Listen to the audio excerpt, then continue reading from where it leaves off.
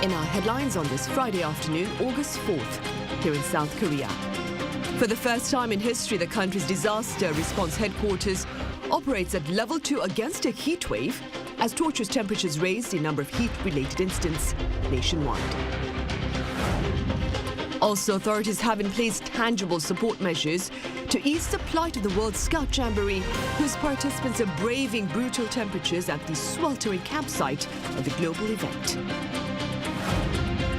Meanwhile, President Yoon condemns a brutal knife attack against 14 random people at a shopping center in the Greater Seoul area and calls for all-out efforts to ensure public safety. Seoul's Interior Ministry has raised the level of the country's emergency response to the record-breaking heat wave currently suffocating the country. Our Yoon starts us off. On Thursday, as of 5 p.m., the South Korean government raised the level of emergency operations to the second highest, level 2, in response to the nationwide scorching heat. The Ministry of the Interior and Safety said the new level was initiated as over 108 regions across the country were expecting temperatures to reach over 35 degrees Celsius for the next 3 days. This is the first time in the disaster headquarters history that operation has been raised to level 2 due to a heat wave. The agency has 3 emergency duty stages to prepare against disaster or crises, with level 3 being the highest. After this summer's monsoon season, South Korea has been coping with searing heat for over a week. The country's 4-level heat alert has been raised to the highest level of red on Tuesday for the first time in 4 years. Daytime highs hovered in the mid-30s nationwide, with temperatures rising as high as 38 degrees Celsius on Thursday. The government announced its commitment to alleviating problems related to the heat wave by allocating 6 billion won, or $4.61 million as part of its emergency response. Now, according to the Korea Disease Control and Prevention Agency, 89 people were hospitalized due to the heat on Thursday, and there were 2 fatalities which were presumed to be heat-related. The number of people treated for heat-related illness reached 1,385 on Wednesday from May 20th. With those aged 65 and above taking up around 29% of the figure.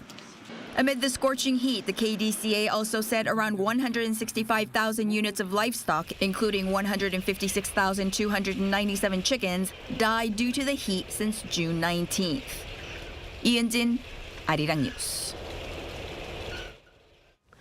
Also, in related news, Prime Minister Han Duck-soo convened a cabinet meeting earlier on this Friday to convey a presidential call for all-out efforts to support scouts partaking in the global rally at Saemangeum, where reports of heat-related incidents have been rampant.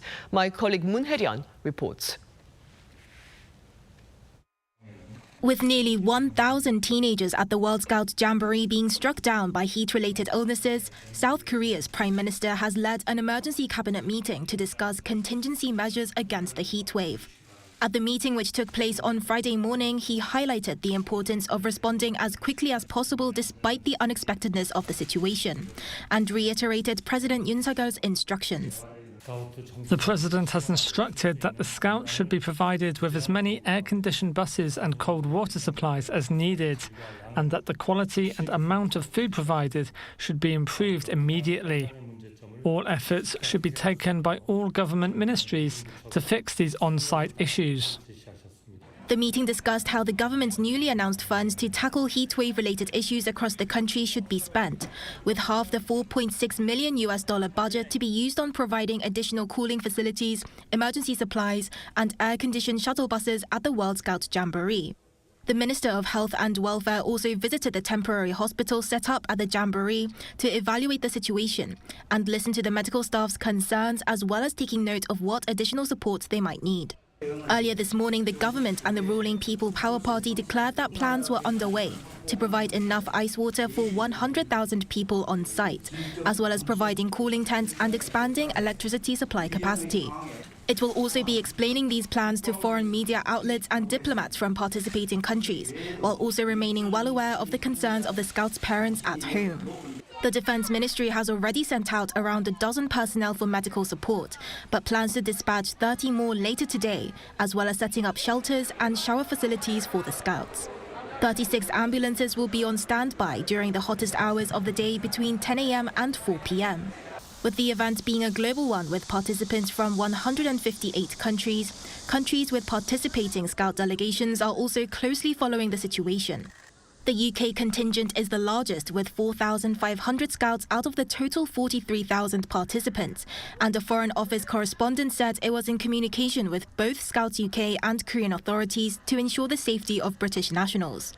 문혜련, Arirang News.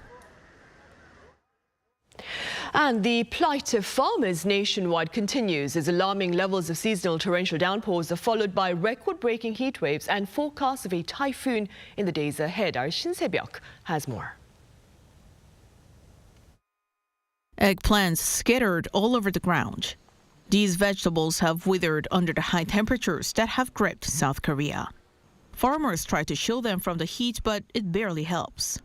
The intense heat has caused the eggplants to lose their natural color, which impacts their quality and how many a farmer can sell. This year's yield is only 60% of what it was last year. And of those, 7 out of 10 boxes contain lower quality produce. It's been a double whammy for the farmers as the damage has only worsened after the monsoon season. This year, extreme heat came right after the heavy rain, leaving the eggplants struggling to adapt and grow properly. Soybeans are also feeling the impact. The same farmer has had to plant soybeans 5 times this year, much more than usual, and most of them have wilted early. Even those that managed to grow cannot fully ripen, falling victim to the relentless heat. It's not just the crops and vegetables that are struggling. Cattle are finding it tough to cope with the sweltering conditions. Farmers are trying to keep their cattle cool by running air conditioning units non-stop. With this scorching weather, you can see a significant drop in the cattle's appetite. And it's not just that. It's also noticeably affecting their fertility rates. Such extreme heat is deadly for farm animals. Exposure to extreme temperatures could result in heat stress and eventually death. According to the Ministry of the Interior and Safety, as of August 1st, over 150,000 farm animals have died due to the heat wave this summer. The fully fledged typhoon season is expected soon, adding to the farmers' worries. Authorities fear that the damage will escalate, and so farmers are bracing themselves for what's to come. Shin Se-byuk, Arirang News. In other news now, a pair of unrelated yet equally unsettling knife assaults against people at large have left the Greater Seoul area in much anxiety. And accordingly, President Yoon has called for an unrelenting stance against acts of public atrocity. Our Presidential Office correspondent Kim Do-yeon reports. 14 people were injured, with 2 of them said to be in a critical condition as of Friday afternoon following an attack at a shopping mall in Bundang, Gyeonggi-do province the evening before. The suspect, who appeared to randomly attack people with a knife at the department store after he had first crashed his vehicle into people at the storefront, is a 22-year-old man with the surname Che, was detained by the police at the scene. According to the police report, Che was incoherent as he was escorted away, and local reports have confirmed that he had been diagnosed with schizoid personality disorder a few years before. The incident comes just 13 days after a random knife attack in Sillim-dong in western Seoul, where an attacker killed 1 man and injuring 3 others. Following that incident, there had been a number of threats posted on social media regarding a similar attack, with police already arresting a number of people for posting such threats. But the latest knife attack in Bundang has added fuel to the fire. Overnight, more knife attack threats were made online, targeting popular places such as Uijeongbu City in Gyeonggi-do province and Seomyeon in Busan. The nation's police is on full alert, with units deployed at locations mentioned in the threats. In the meantime, President Yoon Suk-yeol labeled the latest knife attack a terrorist attack on innocent citizens. This is the first time he's labeled an incident like this as a terrorist attack. He had referred to the knife attack in Sillim as a violent crime. According to a statement by the top office, President Yoon ordered the police to mobilize its full force to make sure people do not feel threatened. He also told the Interior and Safety Minister to make sure officers are deployed to appropriate locations to respond to any possible attacks. He also said they should be equipped with effective and powerful right control gear. Kim Do-yeon, Arirang News.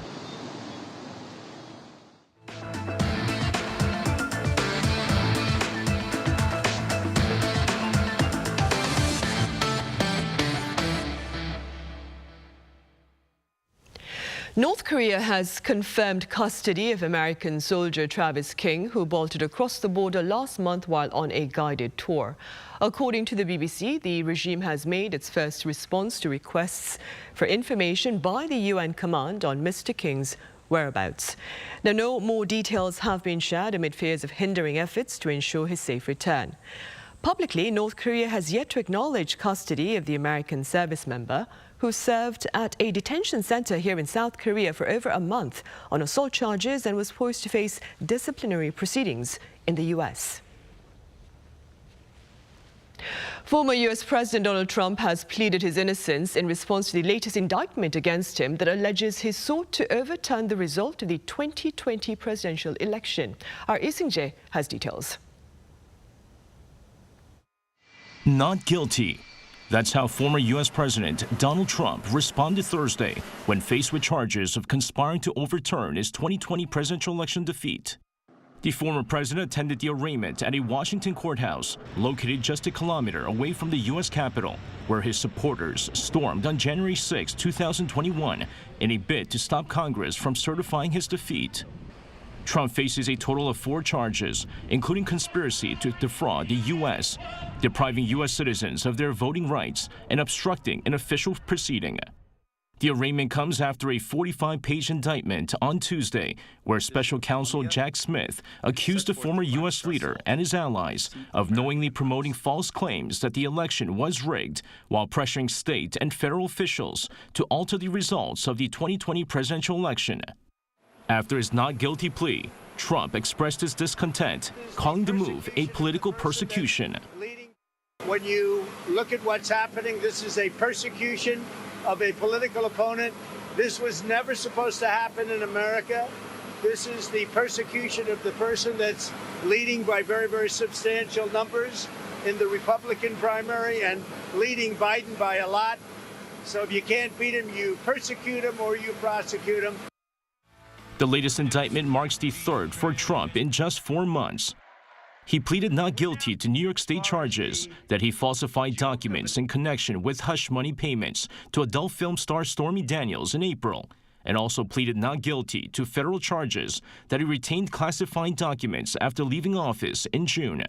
However, there could be more charges for the former president, this time in the state of Georgia, as a state prosecutor is investigating his attempts to overturn the election lost there. Lee Seung-jae, Arirang News. Also on the international front, militant organization ISIS, also known as Islamic State, confirmed on Thursday local time the death of its leader Abu Hussein al-Quraishi.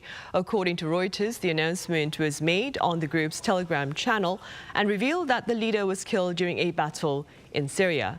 Now, this is reportedly the group's first official acknowledgement of the leader's death since Turkey's claim of having killed him back in April. ISIS has named Abu Hafs al-Hashimi al-Quraishi as its new leader. Oil prices jumped on Thursday in response to reports that Saudi Arabia may extend its production ceiling through September. Saudi state news agency SPA reported that the country's production for next month will be around 9 million barrels a day. Following this report, West Texas Intermediate rose some 2.5% to $81.50 on Thursday. Saudi Arabia has reduced its output by 1 million barrels a day from 10 million barrels since July. Meanwhile, members of OPEC Plus are scheduled to meet on Friday to assess the global oil market. Up next, my colleague Lee Seung-jae shares the stories of women here who've succeeded in returning to the workforce after long breaks in career owing to motherhood and more. To take a listen. Women in South Korea who have been on long career breaks are determined to rejoin the workforce. But many, such as Pee Jin-won, have trouble figuring out how to do so, partly because of the changes that occurred during their time away. Back when I first started working, most of the stuff was done manually. But when I came back, everything was computerized. Women's participation in the workforce shows an M-shaped curve, meaning that the percentage employed plunges for women in their 30s. And the average time that it takes for those women to find employment again has increased from 7.9 years in 2019 to 8.9 years in 2022. So how can these women return to work sooner rather than later? Women like Pijinwon are turning to job training centers dedicated to shortening women's career breaks. This government-sponsored center in Seoul is just one of 18 that offers various job training for women. P, who has taken several classes at her local job training center, hopes to start an online business. I want to feel accomplished by contributing to society before I get any older. Classes that help women earn babysitting and barista certificates, as well as ones that teach them how to start online businesses, are just some of the options available. Chonde successfully launched her own business after taking classes at one of these centers. Cho had a decade-long career gap before she started her own publishing company. She turns children's artwork and stories into books and publishes them so they can be sold at Kobo Books, the nation's biggest book chain. Children can see that their work has economic value as they can earn copyright fees from having their books sold. She says that one of the biggest perks of running her own company is that it allows her to have autonomy over her work hours. She typically works while her children are at school, and when they come home, she spends time with them and helps them with their homework.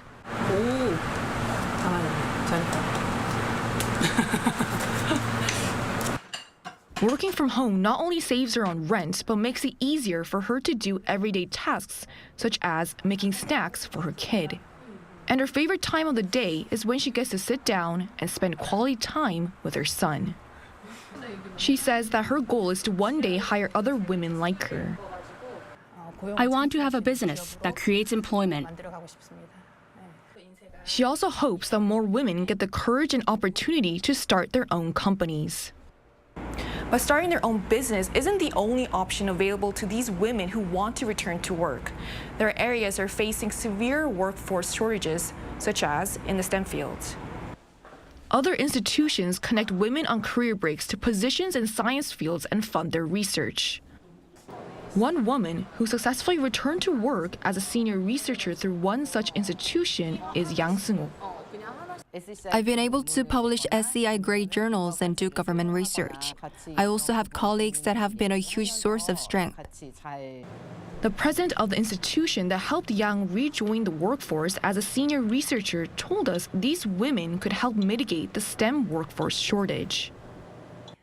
There's expected to be a shortage of 47,000 science and technology professionals by 2028, but there are currently about 190,000 women in the science field who are experiencing career interruptions. She says that there is still much that can be done to shorten women's career breaks. We need to up the effectiveness and usage of parental leave programs and encourage more men to take parental leave. She said that it's crucial for these women to be actively supported not just by these institutions, but by their families. A greater awareness of the ways these women can contribute once they return to the workforce, along with the support to help them do so, will ultimately benefit the economy and society as a whole. 이수진, 아리랑 뉴스.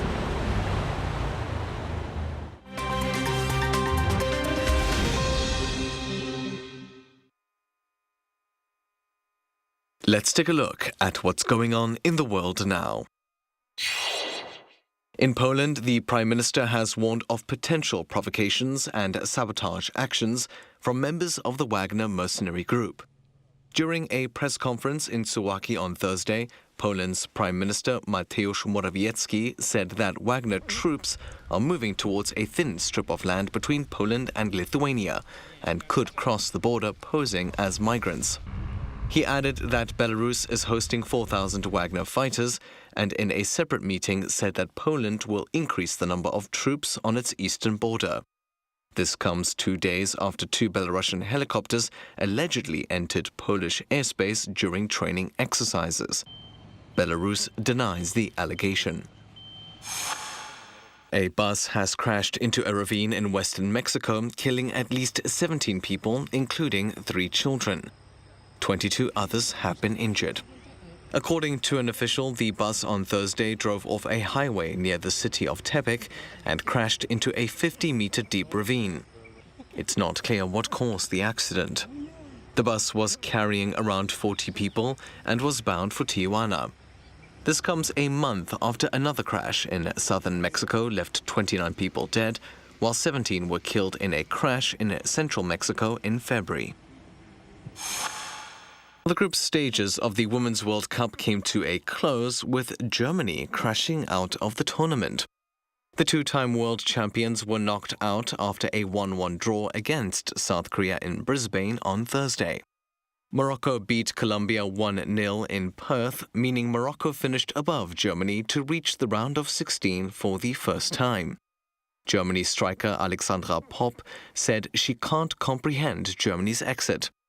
Morocco will face France in the round of 16, while Group H winners Colombia will face Jamaica. And finally, Somalia suspended its Athletics Federation chairwoman on Wednesday after a video went viral of a Somalian female sprinter performing poorly at the World University Games.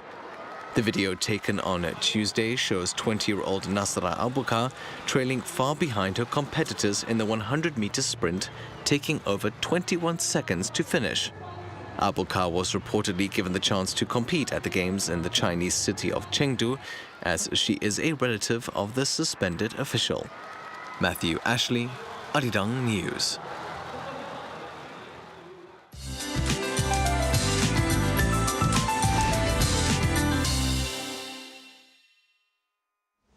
Good afternoon. Korea bakes under a searing heat wave with heat warnings remain in place in most of Korea. Gangneung had another super tropical night with temperatures staying above 30 degrees Celsius last night, and unbearable heat continued through the afternoon with an expected high of 38 degrees Celsius. And those in southern provinces need to have a small umbrella handy. 5 to 60 millimeters of sudden rain is in the forecast, and it could come down hard once it starts to rain, along with thunder and lightning. However, the capital area is having more burning sunshine with an expected high of 35 degrees Celsius.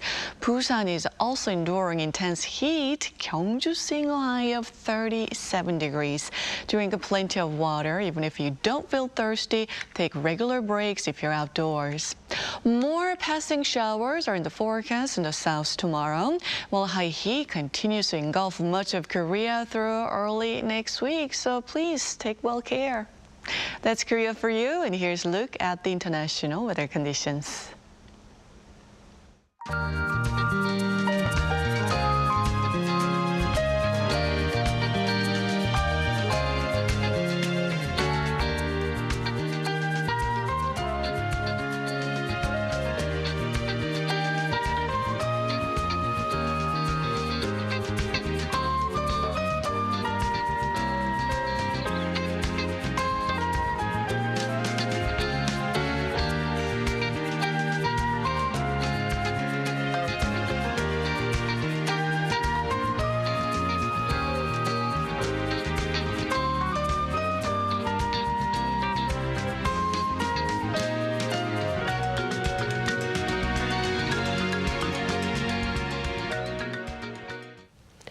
And those are the headlines at this hour. As always, we have our panel session coming up right after this break. Thank you for now.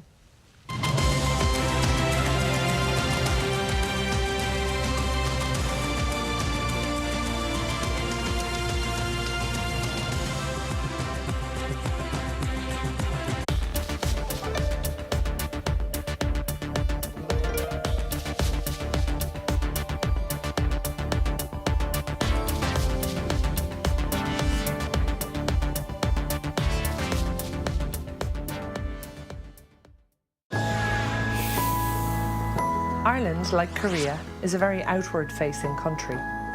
Our peoples are curious about the world. Like Irish people, it matters to Koreans that your story is told well, that people understand your values, your culture, your perspectives. Arirang plays a really important role in telling Korea's story to the world and to promoting the Korean brand. This fosters closer friendships between Korea and other countries and enables better cooperation. Resonating with the world, Arirang.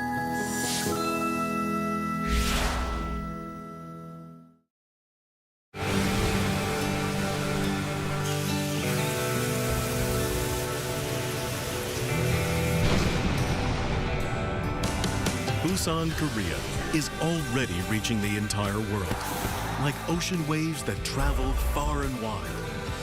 It's Busan, the perfect World Expo city, transforming our world, navigating toward a better future.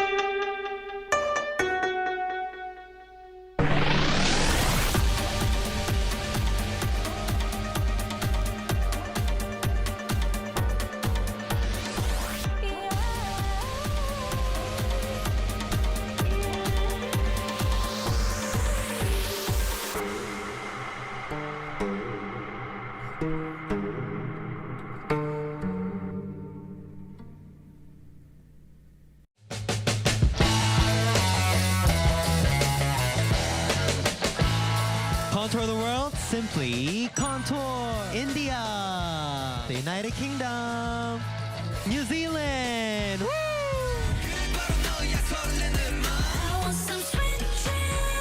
I'm excited. You excited? Of course. Yeah.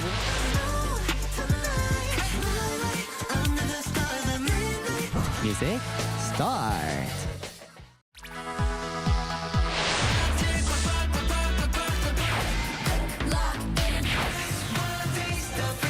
솔직한 사랑 표현법을 담은 곡입니다. 동시에 느낄 수 있는 곡인데요. 내 목소리 널 입술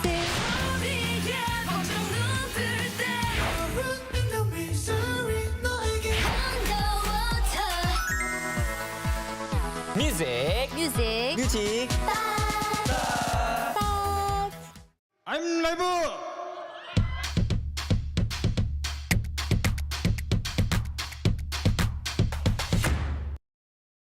저를 도와주시는 분들이 저희와 함께 해주시는 세션분들 아무리 봐도 없지. 텐션 같은데 아니라고 아무도 안 하는 거고.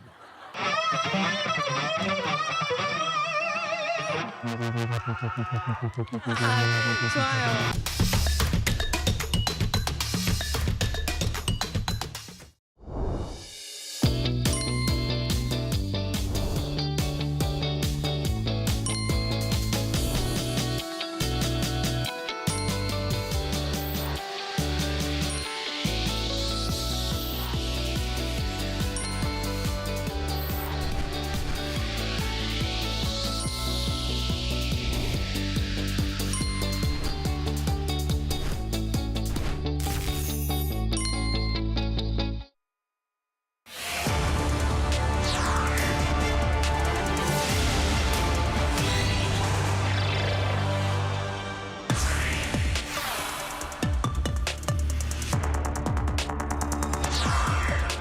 State-sponsored abductions by North Korea have been in practice since 1950. And according to some accounts, almost 100,000 South Koreans were abducted by North Korea during the Korean War, and over 3,800 South Koreans were snatched after that war. While most were eventually returned, the fate of more than 500 South Koreans remains unknown. Welcome to Issues and Insiders. Today we meet with a documentary film director who has shed fresh light on North Korea's alarming abductions of foreign nationals. I have with me Scott Christopherson live on the line. Director Christopherson, Scott, it's a pleasure to have you with us. Yeah, thanks for having me. Excited to talk about our documentary series and the issues involved. Right, thank you so much for making the time. Let's dive right in then. How did you first learn about North Korea's atrocious abductions, and how did you also come across the story of Choi Sung-yong's father's abduction? What were your initial thoughts? Yeah, I first learned about North Korean abductions through Mr. Choi Sung-yong's story. There were a couple different articles in U.S. newspapers and the New York Times, I believe in 2010, and then in the Washington Post in 2013. I came across these a little bit later, and I really didn't know much about the North Korean abduction issue, where North Koreans are abducting South Koreans and also Japanese citizens. But by sheer numbers, a lot more abducting a lot more South Koreans. Reading those articles, I found Mr. Choi Sung-yong really compelling and fascinating.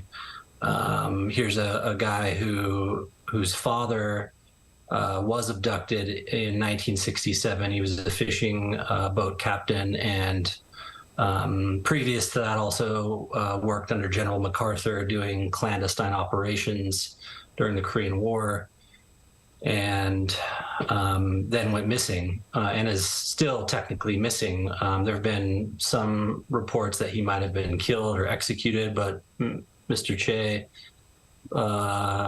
doesn't know for sure and is still searching for his father, who now I think would be in his hundreds, very old.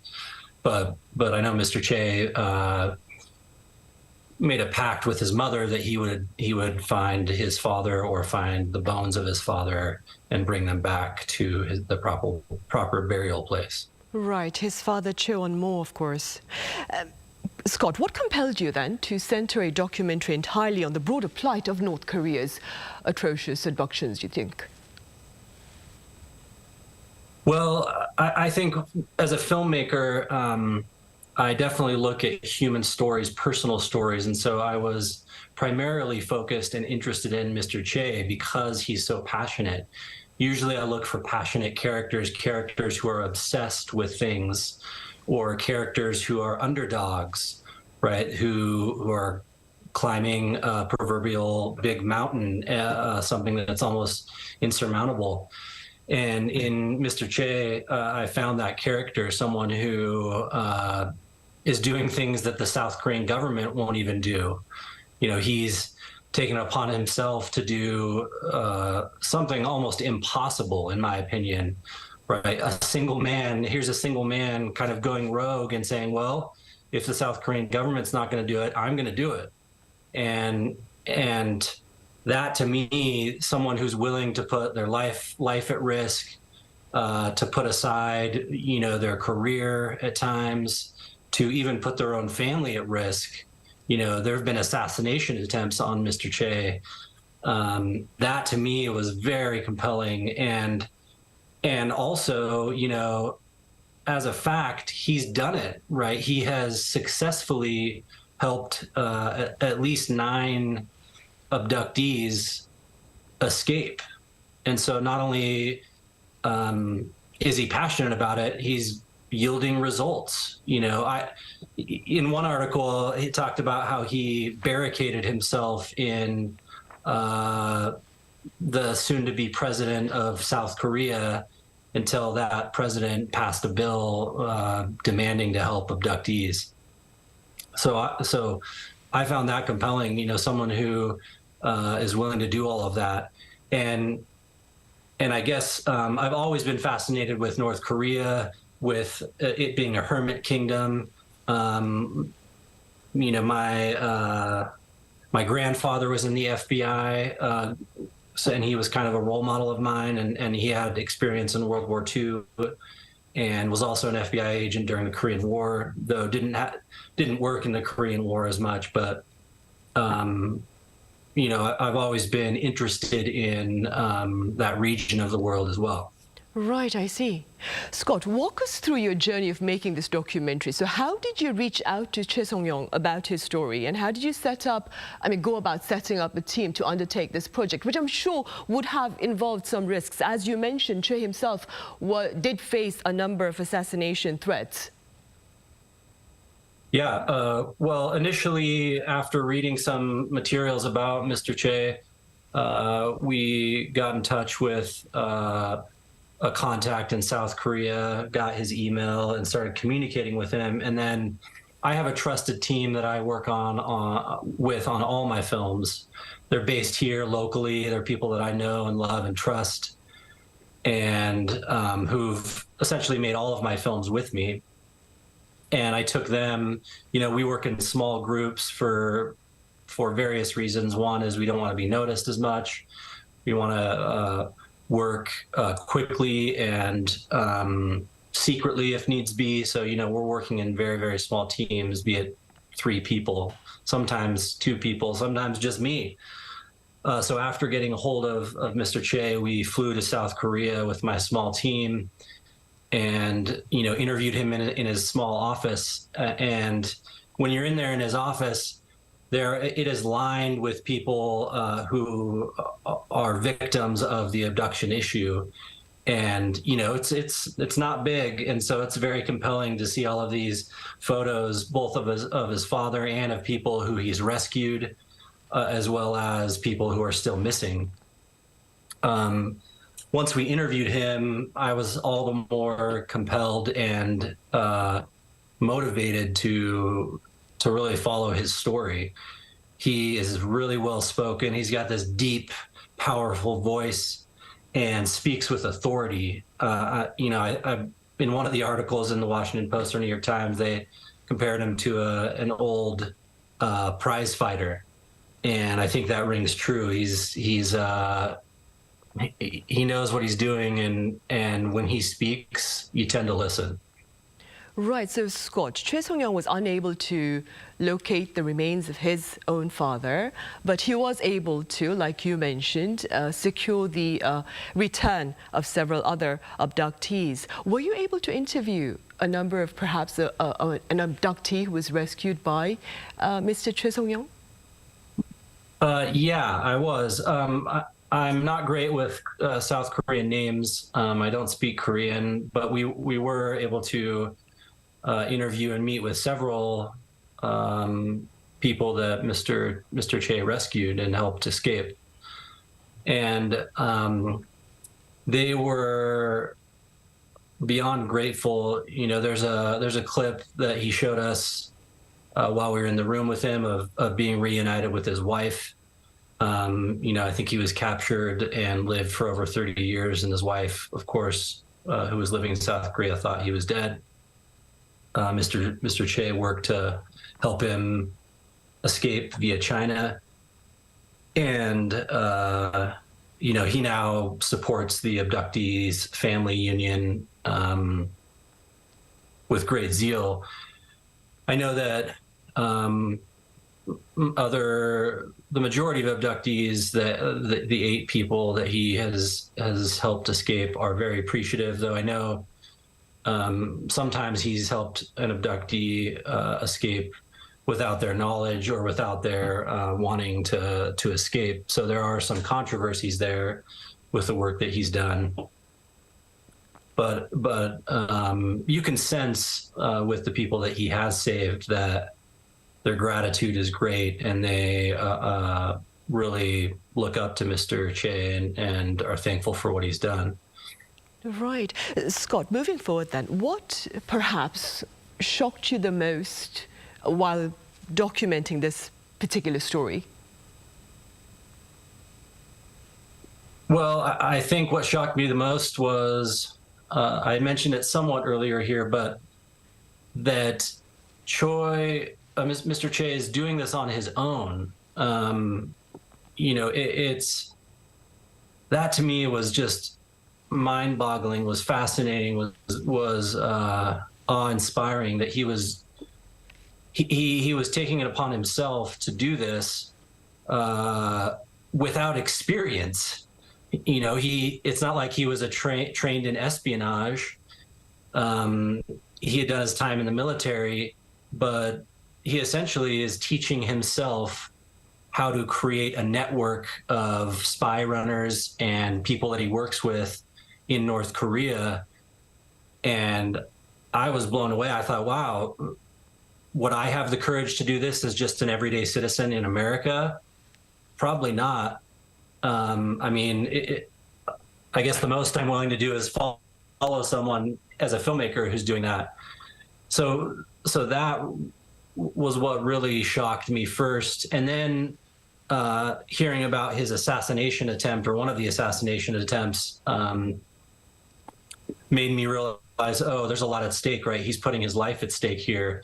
And that person who tried to assassinate him is now in South Korean prison. And I know Mr. Che has visited that person and has even supported him. You know, I think in Korean culture and in Mr. Che's life, forgiveness is key and is important. And he forgave that man that tried to kill him and has even offered him support while in prison. So I found kind of that dynamic also really shocking and compelling. Right, I see. Aside from the shocking aspects of your coverage then, Scott, what were some of your more memorable moments, would you say? Apart from, of course, hearing about stories of loved ones being able to reunite back here in South Korea after a long period of abduction in North Korea, of course. Memorable moments with Mr. Che, or just in the making of the documentary? In both, and Mr. Che as well as the making of the documentary. Yeah.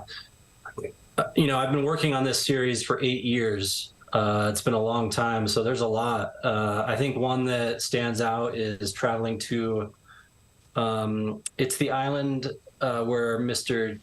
Che's father went missing, or he went from that island. It's the island that's closest to North Korea. I'm blanking on the name. But, you know, retracing his father's steps and going back to where Choi last saw his father. You know, we rode on a ferry for about 6 hours to get there and spent several nights there kind of reminiscing about his dad. And that was really, really difficult and powerful at the same time. Recently, Mr. Che flew out to Washington, D.C. This was last November of 2022, I believe. And he went to the Korean War Monument, and Mr. Che is a very respectful, reverent, really takes these things seriously. And at the Korean War Monument, he knelt down and bowed down to the soldiers there. There's the monument shows, I want to say, probably 20 to 30 soldiers cast in iron. There it is. There's a picture of that monument, and right at the front of that, Mr. Choi, we filmed him, and he, just out of his own volition, knelt down in front of it and started paying respect to those who fought in the war. And everyone around there, you know, just kind of stopped in their tracks and was silent. You know, it was like silent for a while, because they could tell that both Mr. Choi here was paying respect to loved ones that he had experience with the Korean War. You know, that was really great. And I think visually kind of showed how Mr. Che felt. A lot of memorable moments we had were in his office, where he shared a lot of things with us.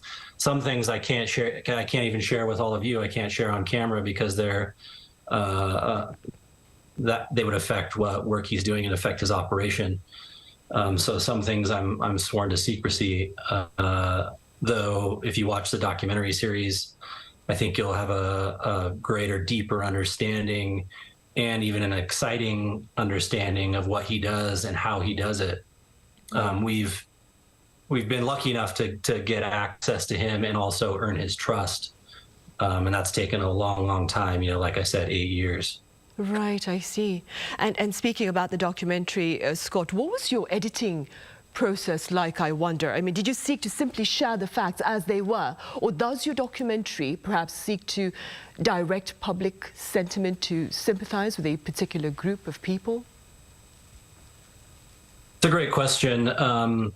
I tend to believe that no documentary film is objective. I think it's impossible to be objective in any way. That said, you can have the impression of objectivity, you can fake objectivity. You can show the facts, but really when you show the facts as they are, that's the director or the team choosing which facts to show. So in reality, it's always going to be my perspective or my team's perspective. That said, I didn't come into this film with a big agenda. That's never my approach. I tend to not want to lean one way or the other or be politically driven. And so what I do is I try to focus on the human stories at hand and let them tell the stories for themselves, let Mr. Che tell the story. And editing, we're still in the midst of that. We've edited 5 of the 6 episodes, and that's a ton of work. That changes over time. And of course, the series isn't being released yet. We're still waiting on a few things as there are active investigations going on and active, operations in the works. So because of that, we have to be careful about when we release things. Right, I see. Scott, can we hope to see your documentary within this year then? That's the goal. I really want to finish this documentary this year and release it. We haven't. We're in talks with several big companies like Netflix, like HBO Max, and we haven't committed to someone yet because we're waiting on certain things. Though, my films have won big awards like Best Documentary at South by Southwest, and I can say with confidence this is the best work I've ever done or been involved with. So I think that's saying a lot about the complexity and the quality of this series. Right. And that being said, Scott, what are you hoping to relate to the audience through your documentary? I mean, eventually when they do watch it, when we are able to watch your work, what do you hope will take away from it? Yeah, that's a great question. I hope audiences, as they watch this, are able to be inspired by Mr. Che. I want them to feel his passion, to internalize his passion, and have the courage to do things in their own lives. Take the bull by the horns and be passionate about whatever it is in their own lives. I want people to learn about what's going on in North Korea. I mean, this is the abduction issue is a small issue of what's happening in North Korea. And I'd be lying if I said I didn't want to expose some of the big issues with North Korea. I mean, there's a Holocaust, there's a genocide going on in North Korea now. And that's something I've really learned as I've studied this for 8 years. I've read every book I can get my hands on, not just related to the abduction issue, but anything related to Korean history and North Korea. And, hundreds of thousands and millions of people are being killed or sent to concentration camps. So, we also are looking, in addition to the abduction issue, what's going on in North Korea. Obviously, I think that's important for context. You have to understand North Korea and its politics, and the nuclear issue, as well as the genocide and the terror of power that is the Kim Jong-un family. Right, of course, and your documentary, of course, is going to raise greater interest and perhaps, of course, awareness of the situation there up north. Scott, are there any other projects that you plan on working on after the airing of your latest documentary? I understand the question comes a bit early, though. Yeah, no, I'm currently working on a few short films in Thailand. I'm fluent in Thai and Lao, and so I've spent a lot of time there. I'm doing some films on Hmong shamans, on like various religious groups in northeastern Thailand. So yeah, I'm working on. I'm always working on several different things. That's one of the small things I'm working on. And you know, I think after this, I'll plan to do another series, like a lengthier series, but it's very draining. I'm sure it is. Yeah, you know, so probably take a bit of a break and then start on another series. Right. Scott, aside from being a documentary film director, you are also a professor guiding students who hope to perhaps walk the path you are walking yourself. What are your words of advice to those who are seeking to become documentary film directors? Yeah, I love this question. I would say to students or other people who want to be doc filmmakers, when you find a story that you believe in, that you have faith in, that you think is compelling, you've got to take a leap of faith and go for it. You know, you probably don't have money, but you have time, hopefully. And, you know, if you believe in a story, don't give up until you tell that story, because you'll find the money. If it's a good story, you'll find the money.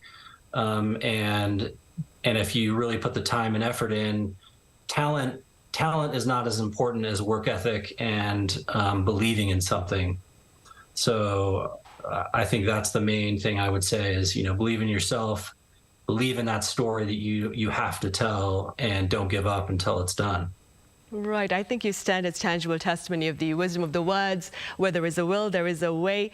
Scott Christopherson, a film director, thank you so much for making the time to join us live at this hour. Thank you so much. I really enjoyed chatting with you. Right. Well, that brings us to the end of this edition of Issues and Insiders. Thank you for watching. Have a good weekend.